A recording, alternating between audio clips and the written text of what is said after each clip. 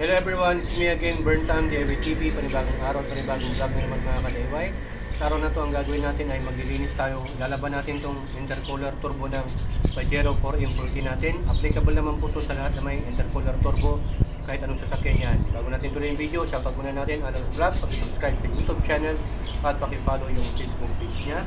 Kaya mga ka-DIY, intercooler turbo to ng Pajero GDM 4M40 2.8 engine. Ayan. 4x4 matic version 1997 model. So ang paglilinis dito mas maganda gasolina, thinner yung mas madaling matuyo, pwede rin diesel or yung joy na may tubig, pero sa akin may thinner po ito. Yan, lalagyan mo natin kahit saan naman dyan na tubo, crudo pwede rin, tapos alug-alugin nyo na to. Ito binabara na ho namin to, mga 30 minutes na nakababat to. Alug-alugin nyo lang.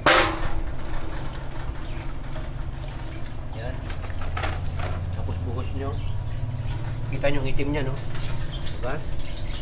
Sobrang itim mga ka-DIY. Yan, grabe. Mga ano po kasi yan mga ka-DIY, oil deposits. Sa katagalan ho kasi pag hindi nyo nililinisan to, yung doon sa may turbo mismo may mga langis doon, yung sobrang langis na nanggagaling sa breather. Tama, sa breather dito sumisipsip. Okay? Yun, yung hangin na nandito, imbes na hangin lang po, may kasama siyang langis. O dapat yun i-maintain po natin to. Kung masipag ka, every 3 months. Kung hindi naman, every 6 months, mas maganda. Ililinisan natin ito mga ka-DIY. So ulit-ulitin nyo lang hanggang sa maging malinis na ho. 1 litro, 2 litro, mas maganda. Huwag nyo pipirin kasi matagal-tagal na rin ito na ilinisan nyo. Pagka sobra kasing naglalabas ng langis yung kumakain ng langis yung kasi nito, itong na yan, yung langis niya naniipon dito, yung sobrang tapon ng langis doon sa breaker, doon sa may cover, diba? Yung makina, may cover siya, yung may breather doon, nasisip-sip niya dito. Pagka sumasama siya, nilalabas niya. So, umiikot yan, bumabalik sa may cylinder head. Yan po yung oil mist na nanggagaling po sa breather hose. Okay, na nandun sa nagagaling doon sa valve cover, yung sobrang langis po yan. Ganun po talaga yun. Pero sa sobrang katagalan, kaya naiipon po siya ng ganyan. Dapat ho, tinatanggal yun, nililinisan nyo. Yan, alugin nyo lang. Itim-itim pa rin, no? Dami.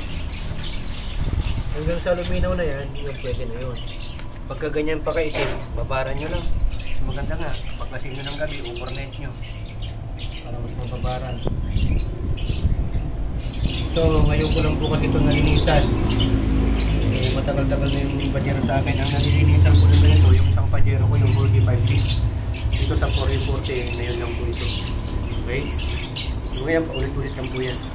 Kung gusto nyo malawan na tubig, pwede rin. Basta pagka ibabalik nyo, yung tuyong-tuyo.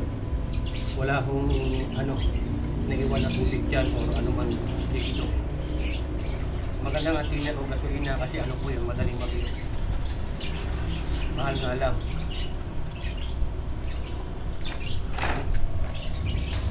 Lagi pa rin, no? Pero lumilinaw na rin. Sulitin lang po natin.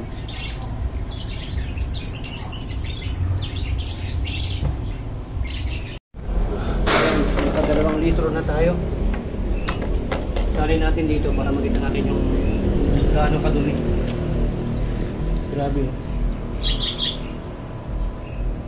Kulang pa. Ayan. Hindi na nagkasya sa isa. Tignan natin kung gaano kadumi. Mga ka-DIY yun. Yan mo yun, mga tira-tirang libaba. Diba? Naipon na yan. Kung hindi mo tatanggalin yan, babalik sa makina yan. Diba? Napakadumi. So, kailangan talaga na i-maintain to.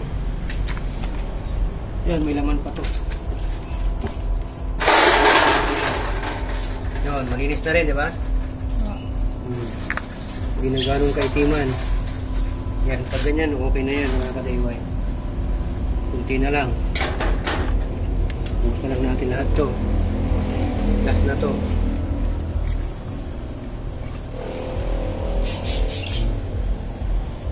na lang natin.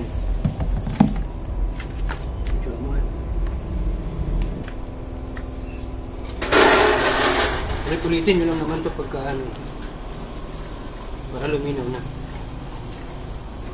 Ayan. Yun o. Linis na. Diba? Ganyan yan. Tapos ang gagawin natin ngayon mga ka-DIY, sprayhan natin to dito.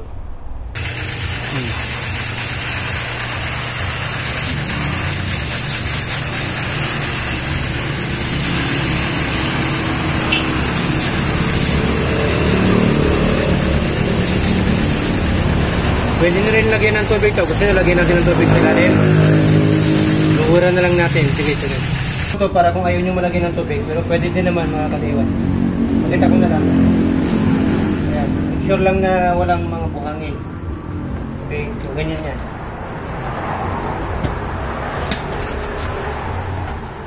Itong powder o yung Joy pwede. Sis mo pa makin. Lagyan natin yung shampoo. Maganda, punuin nyo.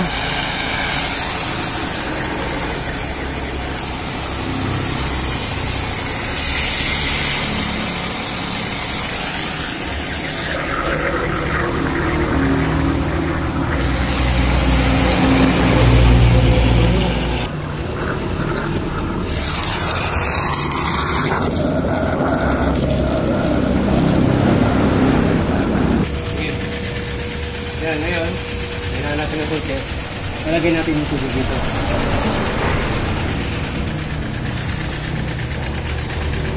Yan, para lumabas yung dumi dyan sa kabila. Yan yung style yan mga ka-DIY. Yan, lumalabas yung dumi.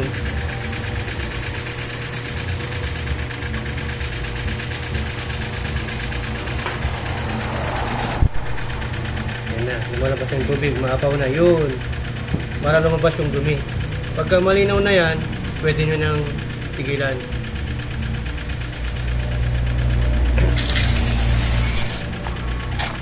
Papalinawin natin.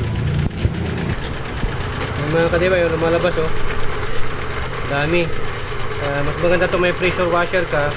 Para na sa ganun, napipressurean mo. Umiikot po kasi yan eh. Dito sa mga pins na to, napipressurean po siya ng tubig. Ayan, lumalabas oh. Ayan. Dami. Yan ang tinatawag na Sharon Cunita. Tubig at langis. So, pagka ganito na po kalinaw yung tubig na lumalabas mga ka-DIY, kita nyo naman, medyo malinaw na o palinaw na siya, pwede nyo na pong tigilan yan. Maganda talaga, may pressure washer kayo. Ganyan, tapos alug-alugin nyo. Yan, para pagkaroon ng bagong pressure. Yan, malinis na. Diba? Mga 15 minutes po na itong ginagawa na ito. Pero ang unang ginawa natin, nilagay natin ng thinner, tapos diesel, tapos sabon o shampoo para matanggal talaga yung mga langis na naiwan. Kita nyo naman, malinaw na yung tubig. Diba? Marumi lang yung kamay. So, pagka ganyan na yan, okay na yan. So, ang gagawin natin, patutuyuin natin to mga 3 hours. Tapos, i-blower natin. Okay? Ayan.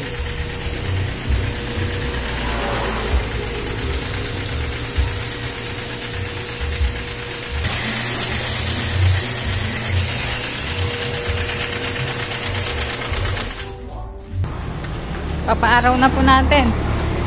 3 hours. Yung sa pagka ipapaaraw nyo, dapat yung hose nakababa. Sa baba, ganyan.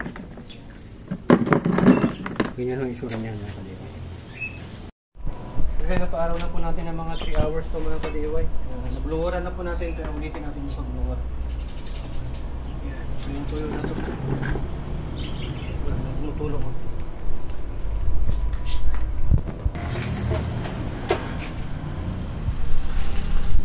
Yan.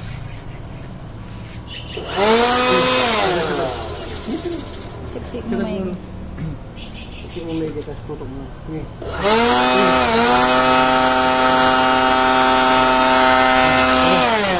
Wala na ho yan. Ulit-ulit na po namin yan kanina mga ka-DIY. So, ganun lang po yung pag-maintain nitong intercooler turbo ng Pajero kahit anong sasakyan. Una, ang gawin nyo, thinner or gasolina or diesel. Tapos pagka matanggal nyo na yung ganun na kaitim, yan.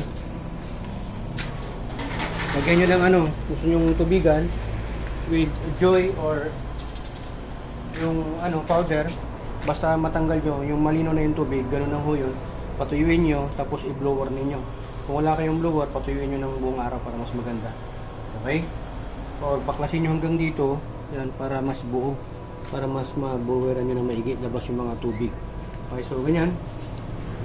Maintain nyo ng mga 3 to 6 months or 3 months, every 3 months kung masipag kayo, 6 months or 1 year. Ito, 1 year na to kasi na to. Pero pag wala akong ginagawa, every 6 months. Tuloy na natin yung ginagawa natin. Kaya mga kaniway, natin, kakabit na natin. Para masubukan na. Para masubukan natin. Tara. Yan, ganyan mo itsura ang pagbabalik nito. Linis na malinis na, no? Po. Tapak na natin yung butas. Tapos ito yung mga Tournicles. gamit ito rin. Bali, ata yan? 8. 5. 5. Limang sakit para mas bilis. Kaya mga kaniway, ikabit na ho natin yung fan. Ito yung dating fan yan, stock, Denso brand. Nilitan na ho natin. Niremedyohan natin, experiment pa lang to. Ito yung brand niya. Pwede rin yung Sandin. Maganda yung Sandin kasi Japan yun. Ito Taiwan to. O Thailand pala. Poca brand. 12 to 24 volts, 80 watts. Yan, kapit na natin. Testing muna natin.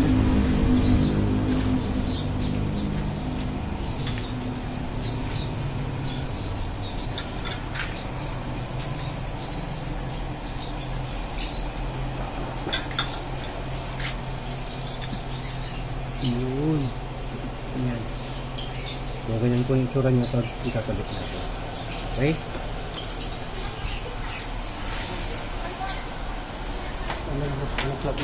Muna natin. Ayan, pati dito. Dami kasing naipon na langis mga kadiway. Yung mga oil deposits niya, matagal kasi hindi nalinisan to. Pati yung turbo, meron din pang maintain yan kung paano linisan. Tinanggal ko na yung AGR nito para hindi ko mag-build up ng carbon deposit. Yan. So lalagay na natin to. Yan, yan natin yung postura. Lagyan lang ganyan. Pagkakabit o pagbabalik nitong intercooler turbo, yan po, unahin muna natin dito na i-fix. Pero mamaya na lang natin higpitan. Okay, size 10 po ito. Tapos may mga tornilyo po yan dyan. Ito binilang ko na rin ng clamp. Yun yung clamp natin, made in Taiwan. 2.5, 40 by 64, number 32.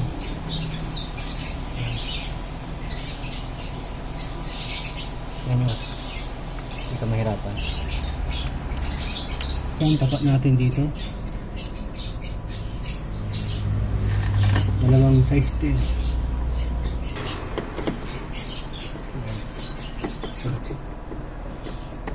Tapos dito rin isa.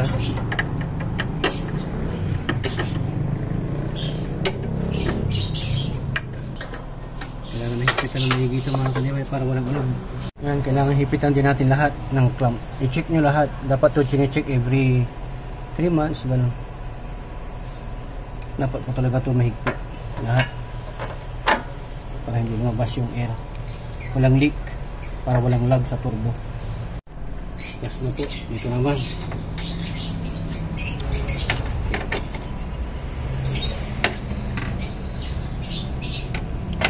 Hindi natin yung babaw.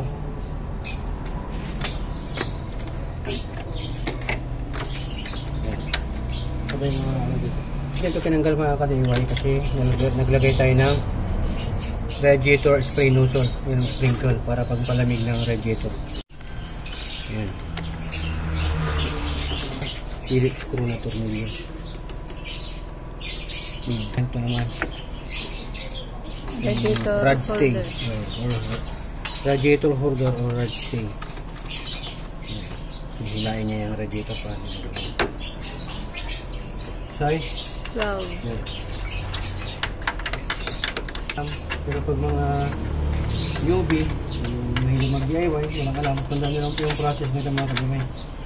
Ingat lang po.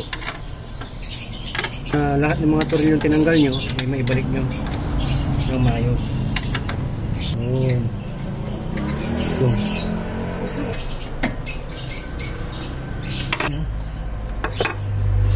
Talang natin ang ampul dito mga kadimay. Babalik na po natin yung mga sakit ng fan at saka yung sakit ng sensor. Ito po yung sakit ng sensor.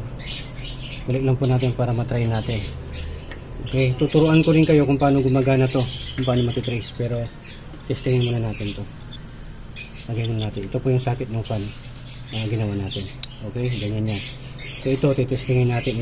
Tatanggalin ko ito mga ka-DIY para matesting natin. Kasi hindi pa natin ito mapapaikot hanggat hindi pa humainit yung makina.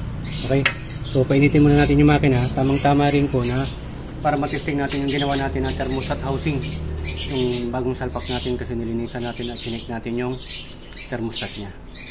So yan mga ka-DIY, naibalik na ho natin yung socket nito, intercooler turbo natin, yung fan at saka itong sa may sensor niya, nailagay na rin natin yung mga tornilyo. So ganoon lang po ang tamang pag-maintain nitong turbo intercooler. Dapat mini-maintain nyo to every 6 months or 1 year. Pag masipag-sipag ka, every 3 months. Pag ano kasi namumuo yung oil deposits dyan, nagiging carbon deposits yan, at yun na magbabara-bara. Buti nga tinanggal ko yung EGR ko kasi yun ang magkukus ng bara doon sa EGR, yung mga carbon deposits. So ayan, pinag-cleaning natin, nandun naman sa video, nakita nyo, thinner, gasoline, or diesel, pwede yun. Tapos lagyan mo ng detergent powder, tapos tubig, tapos balawan mo yung talagang malinaw na malinaw yung tubig. Okay, huwag nyo madaliin, paaraw nyo, buong araw, kung pwede, half day, kung mainit-init. Tapos bloweran nyo kung may blower kayo, parang sa ganun walang maipon na tubig sa loob. Okay? Tapos doon nyo na rin makikita kung may tagas-tagas dito, dito lalabas yung mga tubig pag binaweran nyo, pinresurean nyo ng tubig or ng blower, ng air blower. Okay? Tapos yan, pagka meron na rin ganyan na napahiga itong mga fins nito, pwede nyo na pong ano yan, ayusin yung pataasan. Ang tawag dito, ipatayo ninyo yung pinakita ko sa video. Yan, i-fix nyo itong mga tornilyo. Okay? Ganoon lang po yan. Fix nyo yung mga kalam. Dapat ano yan, yung pagbabalik ano po yan. Talagang matibay-tibay. So yan, hoping na may natutunan kayo kung paano po mag-maintain ng turbo intercooler natin para na sa ganun malinis po yung pinapasok na hangin. Kasi ganito po yun. Kaya po nagkakaroon ng ano dito ng oil deposits. Ito po kasi yung air cleaner, tapos ito yung valve cover, pumapasok yung excess nito na langis dyan, pumapasok dito sa air cleaner. Ayan, sinisip-sip nitong turbo. Tapos yung ano nito, sumasama dito sa hangin. Dito kasi yung prinsipyo nito, yung turbo hihigop ng hangin dito, tapos yung hangin papasok dyan, sumasama to. Nahihigop din kasi nitong air intake.